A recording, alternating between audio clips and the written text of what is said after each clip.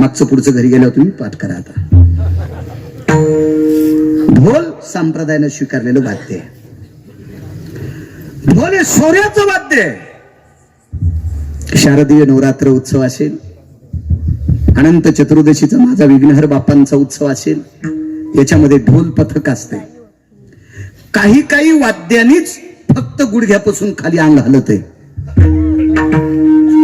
या वाद्यांच्या थोडस लांब राहा. ज्या वाद्यांनी चित्त हलतय ते वाद्य संप्रदायाचे, आणि ज्या वाद्यांनी पाय हलते ते वाद्य आपल्या नाशाचे.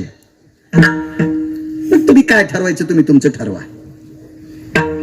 527 एकर जमीन एका माणसाने विकली. त्याला लय नाद त्या वाद्याचा.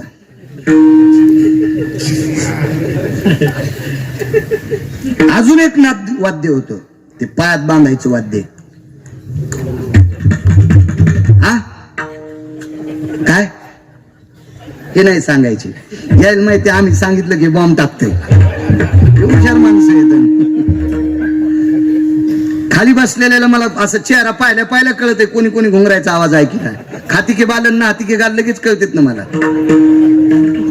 250 मशाली होत्या काका महाराज, 250 मशाली, प्रत्येक मशाल सोन्याची. त्या आवाजाच्या नादानं शेवटी कांदान भाकर भेटली नाही त्याला. आणि या घुंगराच्या आवाजानं तमाम राजे महाराजाला मोकळं जिने केलंय का? मोकळं. पटा सुटलेल्या कुत्र्यावानी मोकळं केलं का? मोकळं. देवाला सोडलेल्या कठाळ्यावानी मोकळं केलं का जिनं घुंगराच्या आवाजावर? त्या बाईनं एकदाच टाळाचा आवाज ऐकला. तो आवाज ऐकला संत शिरोमणी निळोबारायचा. तो आवाज ऐकला पेशव्यांच्या वाड्यात. आणि एकदा आवाज ऐकल्याच्या नंतर पायातले घुंगर खिडकीतून फेकून दिले.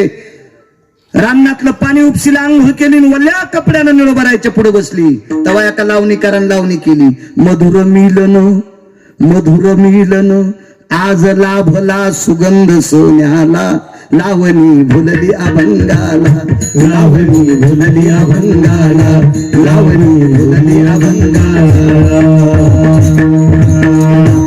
ज्या आवाजानं लाखो राजाचा नाश केलाय, ते आवाज लोकांना ऐकणाऱ्या बाईनं अभंगाच्या आवाजाला बोलली. आज ती निळोबारायची शिष्या म्हणून गाजली. त्या संप्रदायातल्या वाद्यांच्या आवाज चित्त हलवणार आहेत. तसं एका वारकऱ्याचं वाद्य होतं. त्याचा तो खेळ आहे, त्याची ती आतषबाजी आहे, त्याची ती शरीराची कसरत आहे. त्या वारकऱ्याचं नाव होतं लाख्या नावाचा कोल्हाटी. जातीनं कोल्हाट्याच्या कुळातला होता. संप्रदायाला जातीचं संबंध नाही. उच्च नीच काही नेने भगवंत तिष्ठे भाव भक्ती दे किंवा तुका म्हणे नाही जाती सवे काम, ज्याचे मुखी नाम तोची धन्य. यातायाती धर्म नाही विष्णुदासा, निर्णय तो ऐसा वेदशास्त्री. वैष्णव चांभार धन्य त्याची माता. कोणाही कुळातला असू द्या, वारकरी आहे ना, त्याच्या आईला धन्यता दिली. याच्या पलीकडे सांगू का किती थोतरी थांडीत. उत्तम कुळी जन्म, उत्तम कुळी जन्म क्रिया मंगळ बुडविले कुळ उभयता. सासते बुवा, उत्तम कुळात जन्म केलाय आणि वागणं जर बास्कळ असेल तर अख्ख्या कुळाला मातीत घालतो तो हरामखोर. इथे जातील. वारकरी संप्रदायानं चोंभाळत नाही कोणाला, फक्त चांगलं वागणाऱ्याला चोंभाळला. सज्जन नावाचा खाटीक होता. खाटीक म्हणजे मुसलमानच ना. सज्जन नावाचा खाटीक मुसलमान. याचे तत्व गुड होते. पंढरपुरातला मालक सोबत बसला. कबीर मोमीन लतिपा मुसलमान, शेना नावी जान विष्णुदास. कोल्हाट्याच्या कुळातला साधू वारकरी, कोल्हाट्याच्या कुळात. याच्या पलीकडे सांगतो तुम्हाला. याच्या पलीकडे तृतीय पंथीला तुमच्याकडे प्रचलित शब्द काय आहे?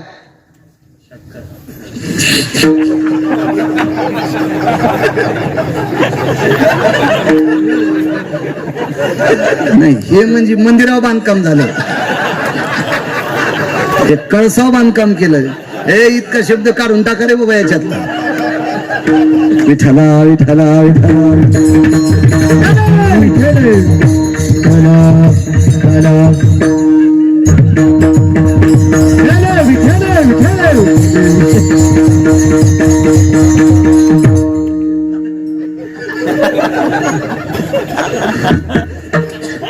आता काय ताण नाही, शेंडीतून घाम निघला गिरगावकराच्या. जाऊ द्या, तुम्ही मानता किती,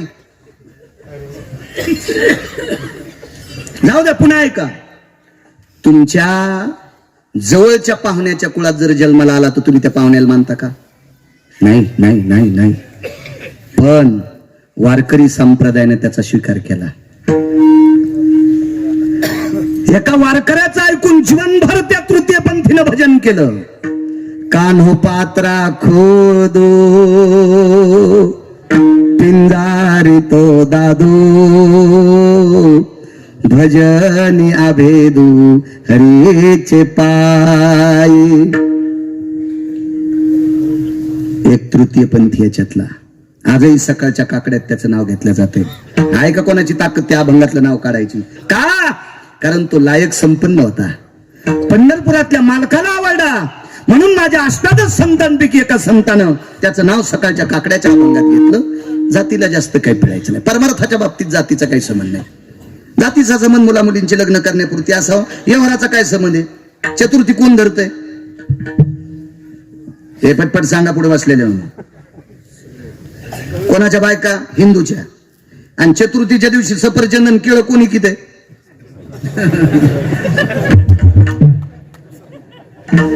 चौसमिया, अख्तर भाई, चांदपाशा. मग चतुर्थीच्या दिवशी ज्या बाईनं केळी घेतलंय ते केळीचं साल्ट काढ्या चौसमिया निघला का? एखाद्या सफरचंदात अख्तर भाई निघला का? नाही. एवढाशी काय संबंध आहे? तुम्हाला घेणं देणं काय त्याच्याशी? तुम्ही केळी घे, सफरचंद घे, तितका संबंध आहे तुम्हाला. पैसे द्यायचे आणि घ्यायचं. तसं परमार्थात जातीचा काही संबंध नाही. युगजून म्हणला लाखा कोलाटी कोल्हाट्याच्या कुळातला सुमळ्या, तू उत्तम कुळात जन्माला आला तरी भजन करताना तंबाखू खातू न रे. तुझ्या तोंडात यम पेटलेली धिलपी ठोकीन हातोड्यानं. पेटलेली धिलपी ठोकीन तुया. काय करायचं तू उत्तम कुळात जन्माला येऊन? मी कथेला गेलो एका दिवशी. कथेला त्यांनी सांगितलं, महाराज इकून चालले तुम्ही, या आमच्या कथेला. म्हणलं कथा मी कृष्णाची ऐकायला होतो, तू कथा तुझी बायको नाही ऐकायची, तुम्ही कसं ऐकलं? बरेच जण म्हणतात आमच्या कथेला. अरे अरे मी कृष्णाची कथा, रामाची कथा म्हणणं, मग ही कथा, तू ही कथा कोण ऐकायले? तू ही यथा झाली म्हणून तर फिरायलास. तर त्याची कथा ऐकायला गेलो. नाव सांगितले, हे आमकेराव, हे तमकेराव, हे फलाने, हे तबलजी, हे आर्गोन, हे कोणतकानी काय कानी वाचक, हे शिंथ, हे झाकेवाले, असं सगळ्याचे नाव सांगितले. कथा अशी रंगात आली. प्रभू रामचंद्र वनवासाला चालले. महाराज सांगत असताना लक्ष्मी रडत होत्या, माणसं रडत होते, तरुण रडत होते. काय प्रभूचा वनवास आहे, काय कौशल्य माता रडायल्यात, काय दशरथ राजाला दुःख झालंय, हे सगळं. आणि तितक्यात बाजूचा धोत्राच्या खालून चोळायला. मी म्हणलं मांडी खाजवा, धोतर कसं खाजवायला बाबा?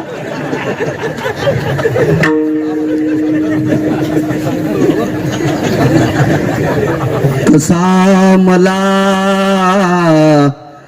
टाकून गेला राम.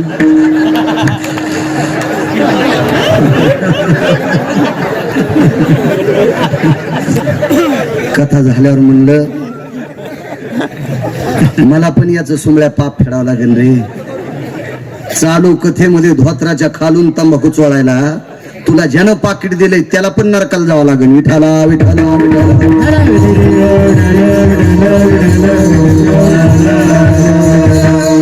चांगलं वागण्याला किंमत आहे, चांगलं वागण्याला. टाइम संपला काय? हो 3 मिनिटं आगाव झाले. काका बुवा असा असतोय कुठं? हेवा युगजून म्हणला, महाराज त्या गावातल्या लोकांनी मला मतदान केलं नाही म्हणून मी पडलो. मी म्हणलं त्या गावाला दोष देऊ नको, तुझ्या संचयनं तुला मतदान आणलं नाही. संचय फुटल्यामुळं तू पाळडास. तसं संचयचं असं काम असते काका महाराज. वाढवा रिसोड माफे का 21 किलोची पाहिली.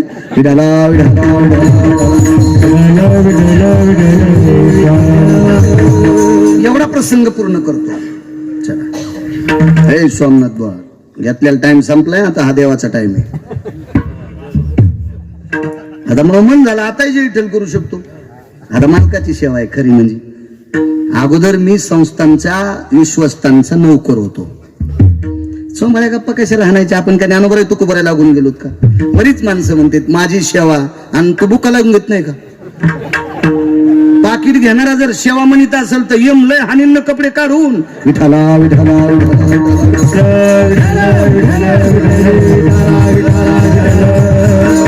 आपण भरकी माणसं आहेत, प्रपंचाचे दास आहेत. आपण सेवा नाही, प्राप्त प्रसंगी निवडलेला अभंग, सेवे करता निवडलेला अभंग म्हणायचाच नाही.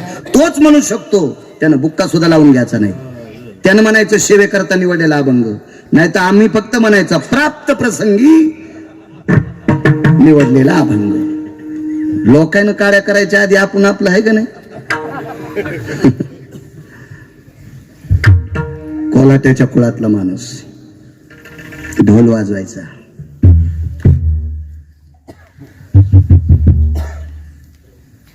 युद्धामधलं वाद्य मगाशी सांगितलं तुम्हाला, दुदुंबी. मृत वृषभाच्या शेपटीने वाजित असतात दुदुंबी. 80 वर्षाच्या माणसाचं सुद्धा रक्त पळतंय. शौर्य संपन्न वाद्य, आतिषबाजीतलं वाद्य ढोल. 4 वेळू होते, त्या वेळूवर दोर लावायचं, दोन्हीकून 2 डाम ठोकायचे. लाख्या कोल्हाट्याने ढोल वाजवायचा आणि त्याच्या मुलीनं त्या दोरीवर चालायचं. रिंगेवर चालत असेल, ताटात चालत असेल, डोक्यावर 3 बरण्या घेऊन चालत असेल, कळशी घेऊन. हे पाहत असताना लोक असे चित्त हलायचं, बाप रे ही जर पडली तर. तो ढोल तसा वाजायचा. लाख्या कोल्हाट्याची वारकरी संप्रदायातल्या आधारीव लोकांनी दखल का घेतली याच्या सेवेचं टोक होतं. ती सेवा अशी होती, लाख्या कोल्हाटी जर राजूर मध्ये आला तर पहिला ढोल गणेश बाप्पांच्या पुढे वाजायचा. मारुतीरायाच्या मंदिरापाशी वाजायचा, भगवान शिवजीच्या मंदिरापाशी वाजायचा, जगदंबेच्या मंदिरापाशी वाजायचा. गावात ज्या ज्या देवतेचे मंदिर असतील त्या त्या देवतेपाशी ढोल वाजायचा. तोपर्यंत लाख्या कोल्हाट्याच्या घरातल्या लोकांनी दोर टांगायचा, त्याच्यावर त्या मुलीनं थांबायचं. बऱ्यापैकी लोक असे गडबड करायचे, ए कधी आहे तुला खा, कधी आहे तुला खा. तिनं सांगितलं, मालक तुम्हाला वेळ असेल तर बसा. गावात जितके जास्त मंदिरं तितका आमच्या बाबाला वेळ लागतो. लाख्या कोल्हाट्यानी आधी धंदा देवाचा केला आणि मग पोटाचा केला. ही आम्हाला चपराक दिली लाख्या कोल्हाट्यानं. काय चपराक माहितीये का? मृदंगाचार्य असेल, गायक असेल, कीर्तनकार असेल, कीर्तन करत असतो, कीर्तनात पक्वाद वाजितो, कीर्तनात गायन करतो, हे झालं तुझ्यासाठी. पण सकाळी उठल्यावर जर 5 ज्ञानेश्वरीच्या वया वाचिला, एखादा श्लोक वाचिला, 5 अभंग वाचिले, रामायणातले 10-5 श्लोक, भागवतातले 10-5 श्लोक जर वाचिले तर ही सेवा परमेश्वराची झाली. ही ब्रह्मांडाच्या मालकाची. हरिपाठ वाचिला, मारुतीरायाच्या दर्शनाला गेला, ग्रामदेवतेच्या दर्शनाला गेला, इथला असेल तर राजुरेश्वराच्या दर्शनाला गेला. ही परमेश्वराची सेवा आहे आणि बाकी जे करतो ती संसाराची सेवा आहे. लाख्या कोल्हाटी ढोल खेळातही वाजित होता दादा पाटील, आणि लाख्या कोल्हाटी ढोल देवापशी वाजित होता. पण देवापशी वाजिलेल्या ढोलाची ही सेवा आणि खेळात वाजिलेला ढोल संसाराची सेवा होती. त्या काळात आदला, पै, दमडी, खडका, अडका, लालपई, ढबल पैसा लोक टाकायची. इतकी सेवा होती. वेगात सांगतो, वेळ फार झालाय, तुम्हाला त्रास देणं मला पण पाप लागेल. बऱ्यापैकी लोकांना शुगर वगैरे काही असते, लघुशंकेचा त्रास असते. ट्रॅक्टर किती महागाईचं घ्यावा, पण आपला बांध आला की फिरलं पाहिजे. दुसऱ्याच्या कशाला रानात घालायचं, तो रागून नाही का नाही, असं नाही, आगाऊपणा नाही केला पाहिजे. आणि एक असं बी वाटतो, एक दुसरा एक पुरावा आहे. 5-6 महिला खुरपायला गेल्या, कापूस खुरपायला गेल्या, आणि 2 तास खुरपायचे राहिले, 5:30 वाजले. 5:30 वाजले. खुरपायचे किती तास राहिले? 2. एका बाईला किती झाडं येतील? 10, 20, 25. पण त्या बाया म्हणल्या, बाई 2 तास राहिले ग, आणि आता उद्या कोण एक येईल, म्हणून त्या बाया सुद्धा त्या 10-20 तास खुरपित्यात. तसं गिरगावकरांना 10 मिनिटं पुढे बोलला तर काय तुझ्या बॉम्ब पडल? बोल ना 10-5 मिनिटं. ये तरी इकडे तिकडे भंगारे मोबाईल इचकायत लागलेत ना. तू देवाचं इचकेव ना, देव तू ही चिंता करीन. विठाला विठाला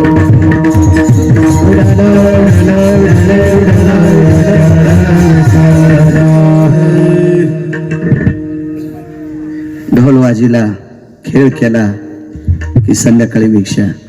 आवाज थोडासा करा, गोड करा, गोड, बेस कमी करून. मायले की भिक्षा मागायच्या. लाख्या कोल्हाट्याची पत्नी आणि मुलगी भिक्षा मागायची. अशी गल्ली असेल उभी, डाव्या हाताने आईनं भिक्षा मागावून उजव्या हाताच्या गल्लीत दरोजाकडे मुलीने भिक्षा मागावी. भिक्षा मागण्यात म्हणत होत्या, मायबाप वाढा, मायबाप गरीबाला. हातात भाकरीचं टोपलं असायचं. लाख्या कोडाच्या त्या भक्तीचं नाविन्य प्रांतात पसरलेलं होतं.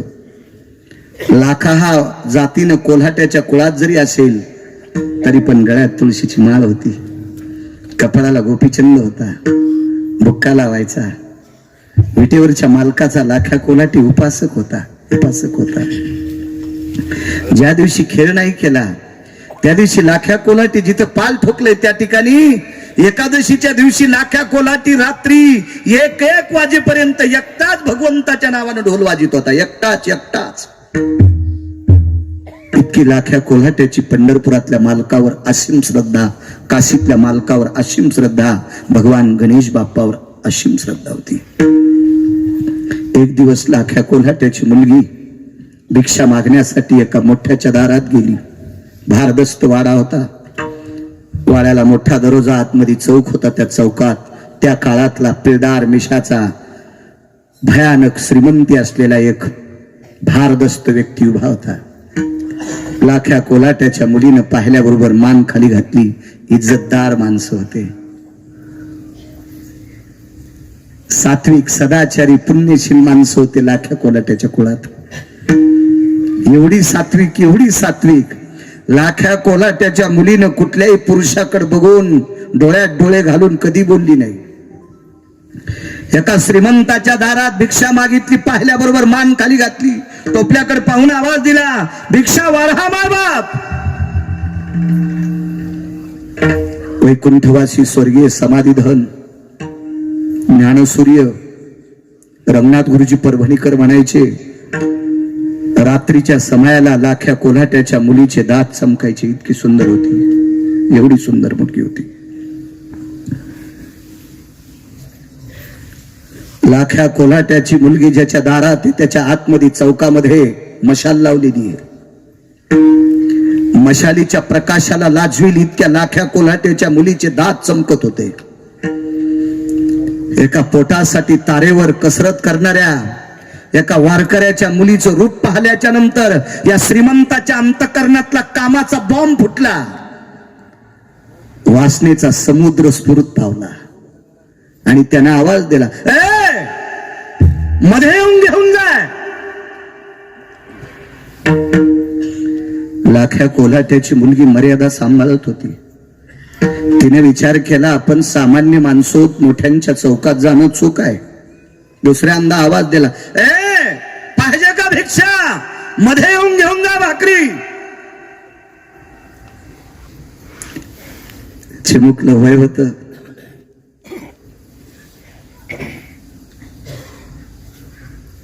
सोळा 17 वर्षाचं, 12 13 वर्षाचं वय चिमुकली कन्या. भगवंताने सौंदर्य दिलत. रूप कोण्या कुळाची कोण्या जातीची जहागिरी नाही. प्रत्येक जातीत सुंदर मुलं जन्माला येतात, ही कोणाच्या बापाची जहागिरी नाही. सौंदर्याला आग लागली होती. जीवनात कधी अशी नास्तिक माणसं पाहिली नव्हती. दुसऱ्यांदा आवाज आल्याबरोबर दबत्या पावलांनी एखादी हरणी चालावी त्या अवस्थेनं दाराच उंबरा वलांडला आणि चौकात प्रवेश केला. वाड्यातल्या चौकात प्रवेश केल्याबरोबर या नराधमाच्या सेवकांनी आतून दार लावलं. तिच्या दाताच्या पंगती चमकत्यात. अशा एका विटेवरच्या मालकाच्या निष्ठेनं प्रेम करणाऱ्या लाख्या कोल्हाट्याची ती कन्या आहे. तो दिवस तिच्यासाठी वाईट होता. तो संती केला ऋणी याच्यावर सांगतोय, काय कर्ज आहे देवावर संतांचं. तो दिवस तिच्यासाठी अत्यंत वाईट होता. तो दिवस तिच्या जीवनातला अत्यंत घाणेरडा दिवस होता. शरीरावर अनुचित प्रकार घडला. भाकरीच्या टोपल्याला प्रणाम केला. रस्त्याने चलत असताना टोपल्यातल्या भाकरीला म्हणत होते, हे अन्न देवते, हे अन्न पुरणे, हे अन्न पुरणे. पोटाची खळगी भरवतोस क, याच्याकरता तुझ्या आशेने एका एकाच्या बळी पडले. आणि या पवित्र शरीराची विटंबना घडली ग अन्नपूर्णे. माझ्या जीवनात असं का केलंस ग? 5-4 दिवसाचा उपवास घडला असता तरी चालला असतं. आमच्या कुळातली माणसं वारा पिऊन राहिली असती, झाडाचा पाला खाऊन राहिली असती ग. पण एका पवित्र वारकऱ्याच्या मुलीचं शरीर पाठवलंस ग या तुकड्यासाठी. आई घरी लवकर पोचली होती. घर म्हणजे डोंगरावर पाल दिलेलं होतं. बांगड्याचा आवाज आल्याबरोबर लाख्या कोलाट्यानं आवाज दिला, लक्ष्मी. जी मालक. इथं बसलेल्या माईंनो सांगू तुम्हाला, आम्हाला जशी लाख्या कोलाट्याची चपराक तो देवापाशी ढोल वाजिल्याशिवाय खेळ करत नव्हता, आम्ही सुद्धा घरी हरिपाठ वाचल्याशिवाय बाहेर नाही पडलं पाहिजे, हे आम्हाला चपराक.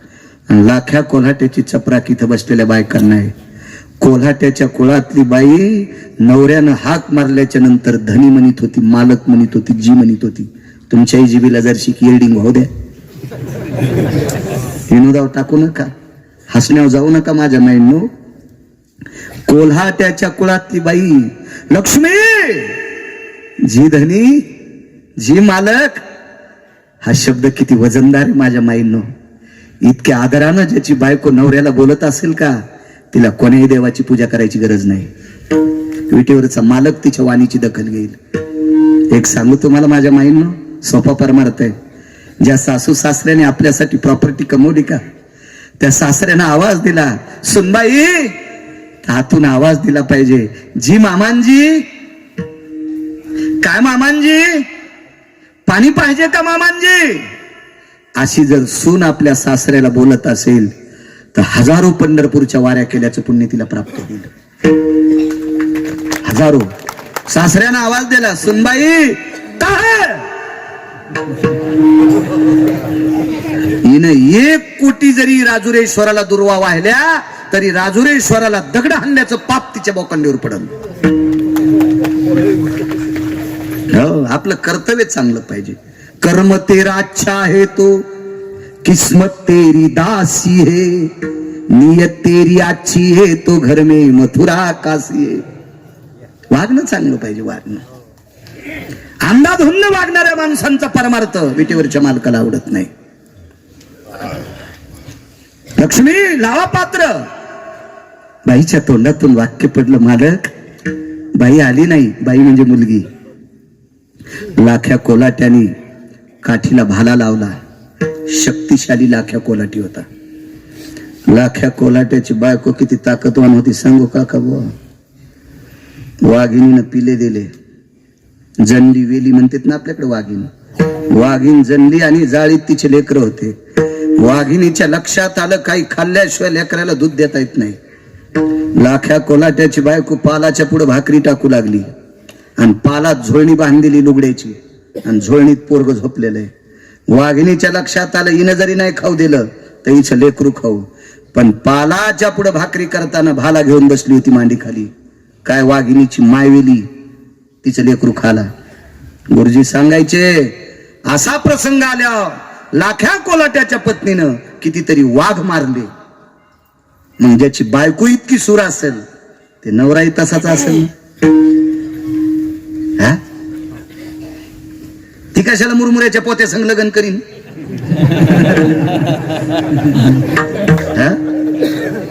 ज्याला झुरळ पॅन्टीत घुसले, आगोबाई ना आगोबाई.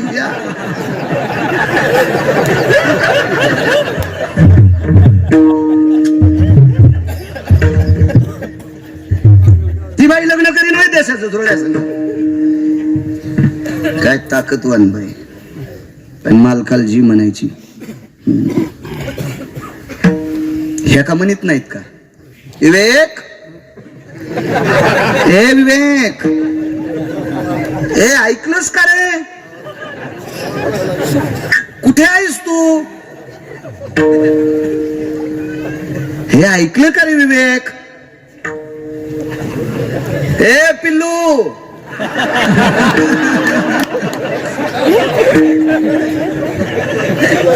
लवकर ये रे, आपल्याकडे गिरगावकर आलेत, दुधाची पिशवी घेऊन ये बरं.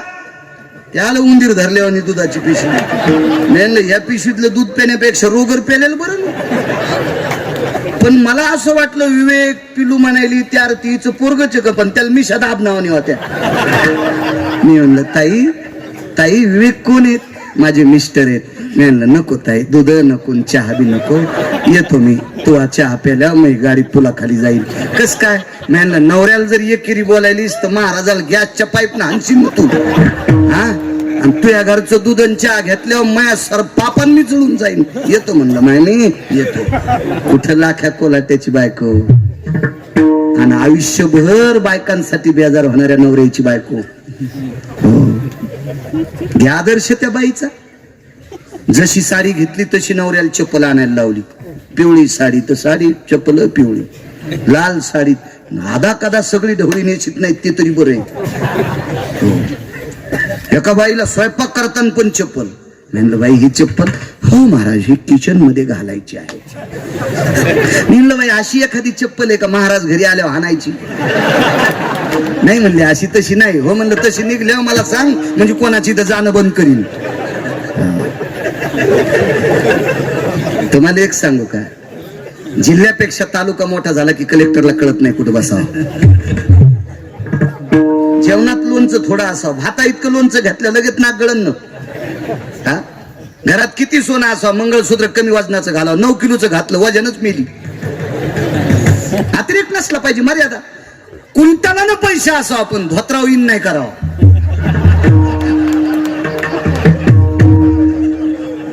धोत्राव इन केले की कुत्रे भोकत असते. मी काय तुमच्या भोगावर आरोप करतो असं नाही. नाना प्रकारचे भोग संपन्न आहेत तुमच्याकडे. भारीच्या साड्या घाला, नाना प्रकारचे दागदागिने घाला, पण आपली परंपरा सांभाळून घाला. किंमत आहे. नाना प्रकारचे पोशाख घाला, पण सर्व अंग झाकलेले घाला. अहो शेतकरी खांद्यावर आसूड हिशोबाने होतोय. इतके हिशोबाच्या पलीकडे पत्र लोंबायलेत, पदर लोंबायलेत. म्हणून एका राष्ट्रसंताला गावा लागलं, 4 पट्टे साडी नेसे लुगड, मागून काळी कोंबड, कपाळाला कुंकू नाही दिसे भुबड,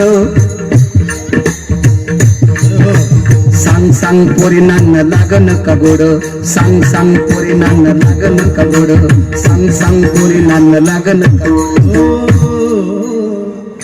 राष्ट्रसंत दुनियादास महाराज शब्द खर्च केले तुमच्यासाठी. या देशात कोटीनं पैसे देवा, त्यांना आतल्या खिशात पैसे ठेवा. डायरीच्या पुढून नोटा ठेवणं हे भिकार चोटाचं लक्षण आहे. भिकारी चांगला बरं का, भिकारी परवडला. भिकार चोट घरच्याला पण परवडत नाही. लक्ष्मी झाकलेली असावा आणि या देशाची पवित्र स्त्री सर्वांग कपडे घातलेली असावा.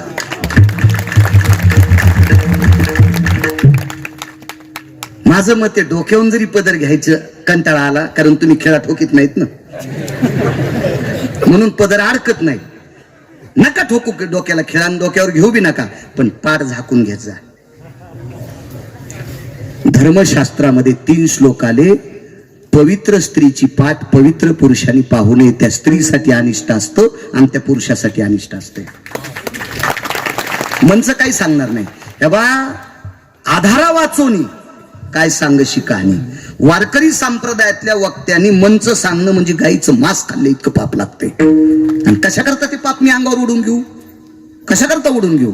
तुम्हाला एक माहित आहे, इथं बसलेल्या जुन्या धोत्रावाल्या, फेट्यावाल्यांना, टोप्यावाल्यांना माहित असेल की जुन्या काळामध्ये खेड्या गावामध्ये ज्या रस्त्याने काम करणाऱ्या बायका शेतातून जास्त येतात, त्या रस्त्यावर 2 तास गावातले प्रतिष्ठित माणसं बसत नव्हते. त्यांना माहित होतं या रस्त्याने दिवसभर काबाड कष्ट करणारी माऊली येणार, तिचे डोक्याचे केस हिचकलेले असतील, तिचा पदर सरकलेला असेल, तिला त्रास देऊ नये याच्याकरता त्या रस्त्यावर जुन्या काळातली सात्विक माणसं बसत नव्हती. इतकी नीतिमत्ता सांभाळणारा भाग म्हणजे महाराष्ट्र राज्य आहे. हा भारत देश आहे. चला, भाला लावला काठीला, इथपर्यंत आलतो ना. पण काठीला भाला लावणार, पालाच्या बाहेर पडणार तेवढ्या अवकाशामध्ये पपलं पुढे टेकलं. आणि 25 फुटाहून बापाचं दर्शन घेतलं. बापाच्या लक्षात आलं वेळ झाला, गावापासून डोंगरावर येत असताना भीती वाटेल मुलीला, म्हणून निघणाऱ्या बापाचं लगेच दर्शन घेतलं. आणि बापानं सांगितलं, बाई उशीर झाला माय. जी बाबा उशीर झाला. लोटांगण घातलं. बाई सकाळी दर्शन झाल्यावर तू आई बाबाचं दर्शन घेते माय. हो बाबा घेते. रात्री काही दर्शन घ्यायची गरज नाही. ऐका बाबा, याच्यानंतर पुन्हा कधीच घेणार नाही.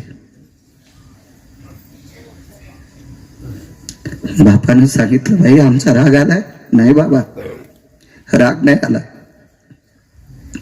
माय तू बापाच्या पायावर डोकं ठेवून दर्शन घेत होतीस. जी बाबा. आज 25 फुटांवर दर्शन घेते. बाबा तुमच्यासारख्या पवित्र वारकऱ्याचे पाय बाटवावा इतकी माझ्यात ताकद नाही. बाई तू माझी मुलगी आहेस. बाबा नात्यानं जरी तुमची मुलगी असेल, पण आज तुमची मुलगी अपवित्र झाली. आज पवित्र नाही ती. बाई वारकऱ्याची पोरगी अपवित्र. बाबा या चतकोर भाकरीच्या तुकड्याच्या लालचीनं, बाबा या चतकोर भाकरीच्या तुकड्याच्या लालचीनं एका श्रीमंताच्या वाड्यात प्रवेश केला. बाबा बाबा त्या नराधमानं तुमच्यासारख्या निष्ठावंत पवित्र वारकऱ्याच्या मुलीवर अन्याय केला. बाबा बाबा त्या अन्यायाला मी बळी पडले. बाबा बाबा हे शरीर अपवित्र झालं. शेवटचा प्रणाम. बाप पाठीमाग पळतोय, मुलगी त्या अंधारी रात्री पुढे पडती आणि पालाच्या पाठीमाग उंच कडा होता, त्या कड्यावरून स्वतःच शरीर टाकून दिलं, देहत्याग केलं. पहाटेच्या प्रहरी सूर्योदय झाला. मुलीने सांगितलं, बाबा इतकं शरीर अपवित्र झालंय, उद्याच्या सूर्याचे किरण अंगावर जर पडले तर याचा दूषितपणा विश्वावर होईल, म्हणून सूर्याच्या प्रकाशाच्या अगोदर देह समर्पित करते. पांढऱ्या कपड्यात प्रेत बांधलं, म्हणून नाचे मागे मागे सांगतोय. पांढऱ्या कपड्यात प्रेत बांधलं आणि पालाच्या पाठीमाग मुलीचा अंत्यविधी केला. राग भरली, पवित्र गंगेत टाकून दिली. लाख्या कोलाट्याने ढोलाला नमस्कार केला, टिपराला नमस्कार केला आणि सांगितलं, हे ढोल राजा, आता कोण्या देवापाशी ढोल नाही वाजवायचा. काय पदरात टाकलं रे मालकाने माझ्या. अमावस्याच्या रात्री जिच्या दाताचा प्रकाश पडावा असं सुंदर लेकरू कोलाट्याच्या कुळात जन्माला आलं रे देवा, आणि माझ्या पवित्र वारकऱ्याच्या लेकराचा अपमान केलास रे देवा. ढोल वाजवणं बंद केला. परिणाम काय झाला? संसार उपाशी मरत होता. विटेवरच्या मालकाने सामान्य माणसाचं रूप घेतलं, वेगात सांगतो, आणि पालात प्रवेश केला. विचारलं, बाई स्वयंपाक? 22-23 दिवस झालं बाई गेली, तसं मालकान ढोल नाही वाजिला.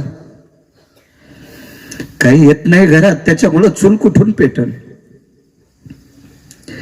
त्या बाईच्या पालातून जगाचा बाप, विटेवरचा मालक उठला, एका झाडाला कवटाळून रडत होता.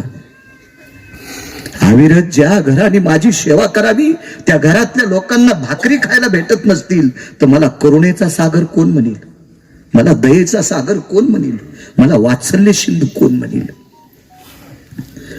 म्हणून पंढरपूरला आले लक्ष्मीला सांगितलं, रमा, हे लक्ष्मी, हे रुक्मिणी जी, तुला उद्या कोल्हाटीन व्हावं लागते. आईसाहेबांना सांगितलं, देवा माझी चेष्टा करता? नाही, मी सुद्धा लाख्या कोल्हाटी होणार. मी लाख्या कोल्हाटी होऊन लाख्या कोल्हाट्याचा ढोल वाजणार. लाख्या कोल्हाट्याचा ढोल पिटी. पुरावा या अभंगात, पुरावा आहे. लाख्या कोल्हाट्याचा ढोल पिटी. मी लाख्या कोल्हाट्याचं रूप घेऊन ढोल वाजणार आणि त्या तारावर तुला कसरत करावं लागणार. त्याला नाचणं म्हणत नसतात बरं का, त्याला शौर्याची कसरत म्हणत असतात. आईसाहेबांना सांगितलं, जी मालक. आणि विटेवरची मालकीन कोल्हाटीन झाली. आणि विटेवरचा मालक लाख्या कोलाटी झाला. लाख्या कोलाटी थकल्याबरोबर अंग टाकून द्यायचा. तेवढ्या अवकाशात ढोल उचलला, टिपरे घेतले आणि जगाच्या मालकानं ढोल वाजिला. विश्वाची मालकीन त्या तारेवर कसरत करती. जमा झालेला अर्थ लाख्या कोलाट्याच्या झोपडीत आणून टाकला. लाख्या कोलाट्याने विचारलं, लक्ष्मी जी, आपल्याकडे द्रव्य कुठून येते? कोण टाकतंय काय माहित नाही मालक. बघता बघता 4-2 दिवसात मुद्द्यावर येतो आपल्याकडे. घ्यावर आता वेळ फार झालाय, लाई सकाळी पुन्हा पळायचे. मालक, मला काही माहित नाही कोण टाकते, पण वार्ता अशी ऐकली की तुम्ही ढोल वाजिता. लक्ष्मी, ढोल वाजवतो ग, पण जिथं बाईचा अंत्यविधी झालाय मुलीचा तिथं वाजितो.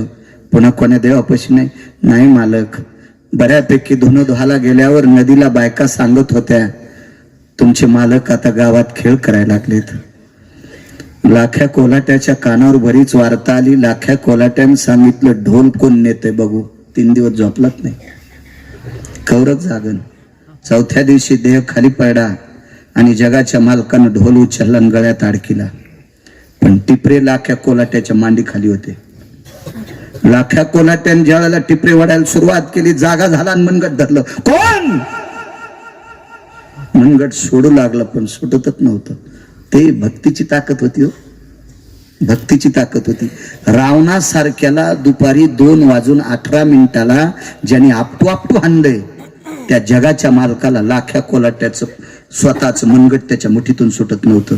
ही ताकद नगरे सर भक्तीची. हो, भक्तीच्या ताकदी इतकी ताकद जगात कोणतीच नाही. अहो, भक्तीच्या ताकदी करता इथं कोण माणूस आहे सांगा बरं, त्याला 1 लाख रुपये दिल्यावर महिनाभर साडी नेसून तालुक्यात फिरल? 5 लाख रुपये दिल्यावर फिरण का दादा पाटील? नाही. पंढरपुरातल्या मालकानं 27 दिवस लुगडं नेसला. चोखोबाची बहीण झाला सारंगधर. कशाची ताकद आहे? भक्तीची ताकद. भक्तीची ताकद. कोण माणूस आहे नाटकात करीन? एखाद्यान म्हणा, तू साडी नेसून 5 मिनिटं माझी बायको आहे बरं, मुस्कार फोडीन पुढचा, दात पाडून खेळायला देईल त्याला. पण जगाचा बाप जंगलात बायको झाला अर्जुनाची. सखुबाई नावाची एक वारकरी होती. ही बाई ज्या वेळेला पंढरपूरला गेली, नवीन लग्न झालं, सत्यनारायण झाला, त्याच दिवशी वारीत गेली. तर पंढरपुरातल्या मालकाने 29 दिवस तिचं रूप घेऊन तिच्या नवऱ्यासोबत संसार केला. संसार पंढरपुरातल्या मालकानं केला आणि गर्भ सखुबाईच्या पोटात राहिला. पंढरपूरून आल्यावर गर्भाची चाऊल झाली. देवघरातल्या पांडुरंगापाशी बसली. जात्यावरला दगड घेतला. त्याला सांगितलं, देवा, बापाने त्याच्यासोबत लग्न लावून दिलंय, त्याच्यासोबत अजून संग नाही. आणि वारीत जे जे पाहिले, मोठ्याला बाप म्हणले आणि कमी वयाच्याला भाऊ म्हणले. मग पोटात गर्भ कोणाचा सांग? नाही तर तुझ्या समोर रक्ताचा सडा करते. प्रगट झाली मूर्ती आणि मूर्तीने सांगितलं, सखुबाई, सत्यनारायणाच्या दिवशी तू वारीत जातीस, याचं कर्ज माझ्या डोक्यावर होतं, म्हणून तुझ्या रूपात तुझ्या नवऱ्याची बायको होऊन राहिलो. संसार माझ्याशी झालाय आणि गर्भ तुझ्या पोटात. कमी नाच नाही. कशाची ताकद आहे? ही भक्तीची ताकद आहे. ही श्रद्धेची ताकद आहे. ही निष्ठेची ताकद आहे. ही विश्वासाची ताकद आहे. विश्वास हेतू करी स्वामीवरी सत्ता. विश्वास होता कोल्हाट्याचा. धरलं म्हणत कोण? बोलत नव्हतं. लाख्या कोल्हाट्याने एका हाताने मनगट धरलं आणि दुसऱ्या हाताने पायाला हात लावला. पंढरपुरातल्या मालकानं सांगितलं, मनगट सोडीन आणि पाय काय पडतो? याच्या करता पडतोय म्हणे. आतापर्यंत ज्याचं रागानं मनगट धरलंय त्याचं मनगट फुलत नाही. आतापर्यंत रागानं ज्याचं मनगट दाबलंय, टिपरे मोडण्यासारखे मनगट मोडे, पण तुझं मोडत नाही त्या अर्थी तू माणूस नाहीस. आणि मग रूप प्रगट केलं. तो जगाचा बाप होता. दोघा पती पत्नीने नमस्कार केला. देवाला विचारलं, देवा ढोल? हो, मी ढोल वाजितो. आणि विटेवरची मालकीन तारेवर कसरत करते. का रे देवा, कशा करता? अरे कुठल्या कुळातलं पाप हे माझं आहे? जगाच्या मालकिनीला तारेवर फिरवतोस, तू ढोल वाजवतोस. ऐक रे लाखा, तू केलेल्या भक्तीचं कर्ज उचलत नाही, याच्या करता तुझा ढोल वाजिला आणि जगाच्या मालकिनीला तारेवर फिरलं. म्हणून नाचे मागे मागे विढोबा रघुमाई. फक्त 5 मिनिटं वेळ सध्या सगळं झालं असं गृहीत धरू आहे का नाही, फक्त उद्याची सूचना ऐकायची आणि 5 मिनिटं तुम्हाला